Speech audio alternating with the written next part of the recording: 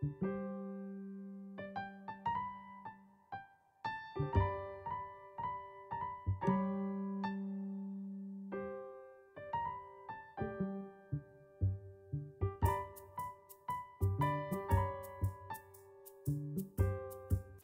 Brīnummāja projekta Mana iespēja ietveros jums ir sarūpējusi 10 īsfilmas. Šo video ietveros mēs jūs iepazīstināsim ar Montessori pedagoģijas principiem un arī pārunāsim veidus, kā jūs to varat īstenot mājās, lai atbalstītu savu bērna attīstības vajadzības.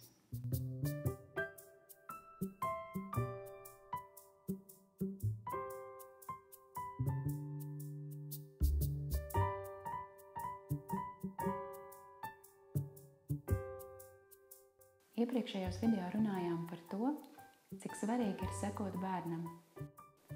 Pamanīt brīžus, kad viņš sāk izmēģināt jaunas prasmes un izrāda interesi par kādām lietām.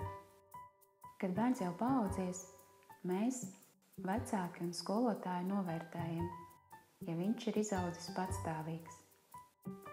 Patstāvīgi spēj sagatavoties darbam un paveikt uzdevumu, patstāvīgi spēj plānot laiku un atrisināt dažādas situācijas.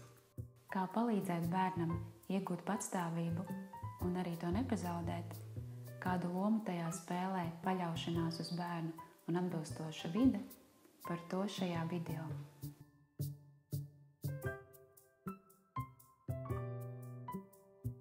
Visus pirmos dzīves gadus mazā cilvēka centieni ir vērsti uz neatkarības iegūšanu. Centieni patstāvīgi pārvietoties, komunicēt, pašam paēst, apģērbties, vēlāk jau pašam veidot attiecības, uzzināt, pašam noformulēt un patstāvēt uz savu viedokli. Tā daba ir iekārtojusi, ka viņam ir jākļūst neatkarīgam no citu cilvēku palīdzības, un ir ļoti svarīgi, lai mēs neapslāpētu šo dabisko dziņu.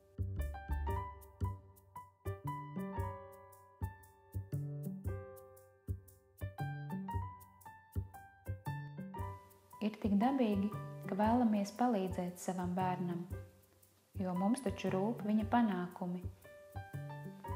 Bet te ir svarīgi atcerēties būtisku niansi. Bērnam mācoties, rezultāts nav svarīgs. Svarīgs ir process. Pat tad, ja pirmo reizi, rakstot burtu E, viņš uzvelk 5 horizontālas līnijas, tas ir burvīgi.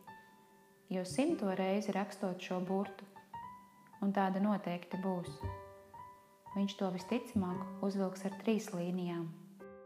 Bērnam nav citas iespējas, kā apgūt prasmes, nepazaudējot tieksmi pēc neatkarības, kā vien mēģinot un atkal mēģinot. Montessori pedagoģijā bieži runā par drošu vidi. Drošības sajūta ir viena no mūsu pamatvajadzībām.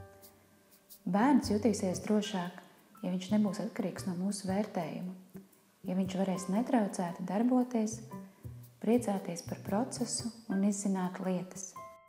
Un ticiet man, viņš noteikti apgūs pareizo veidu, kā veikt šo darbību. Jo bērnam piemīt tendence vienu lietu atkārtot vairākas reizes, ar katru nākošo reizi uzlabojot savu sniegumu. Un šajā situācijā viņš to būs sasniedzis pats. Ko darīt, ja nav laika gaidīt, kamēr bērns uzvelk apavus? Nav laika, jo pārbaudījums skolā jau nākošu nedēļu. Jāpasteidzas, jo pārējie bērni jau pazīst mazos drukātos burtus. Vienmēr atradīsiet kādu attaisnojumu, un dažkārt situācija patiesi jūs spiedīs iejaukties bērnu darbā, pielabot kļūdas, norādīt uz neprecizitātēm. Tomēr šādos brīžos ir svarīgi atcerēties, ka tas nav veids, kā viņam kļūt patstāvīgam. Tas, ko mēs varam darīt, lai viņu atbalstītu, ir nodrošināt vidē atbilstošus un pēc iespējas dažādus uzdevumus, dot pietiekoši daudz laika, lai viņš trenētos apgūt noteikto prasmi, un cik vien iespējams atturēties, labot bērnu darbu. It sevišķi tas ir svarīgi, kad viņš apgūst kādu jaunu lietu un izmēģina to pirmo reizi.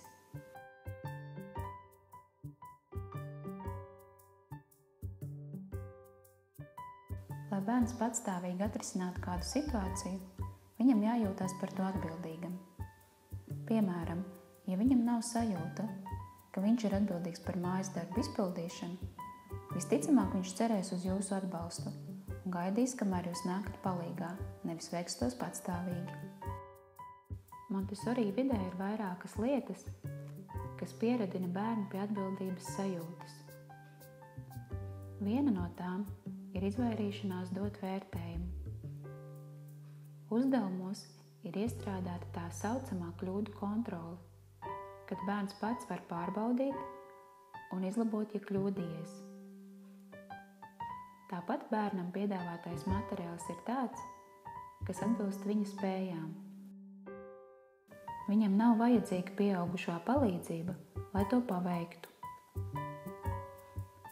Līdz ar to, piemēram, mācoties burtus, viņu iepazīstina ar materiālu, iekārto kontrollapu, kur atzīmēt apgūtos burtus, un tālāk jau bērns pats turpina burtu apguvi. Mēdz saukt, ka materiāls ir pašejošs. Kādēļ tas strādā? Ja mēs padomāsim, kā jūtamies, ja kāds mums uzticas un dod rīcības brīvību, ja mums nav jāuztraucas par pēkšņu kontroli vai bargu vērtējumu, mēs sajūtamies atbildīgi.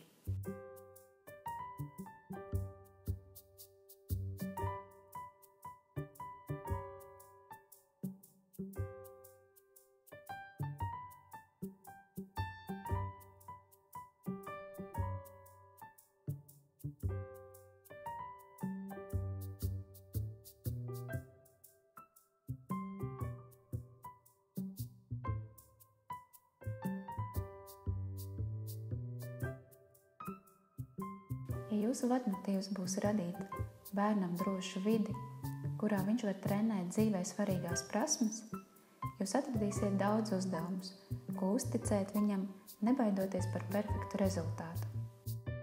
Palīdzi man to izdarīt pašam. Ja bērns vārdos spētu noformulēt savas vajadzības, tad tas būtu tas, ko viņš mums lūgtu.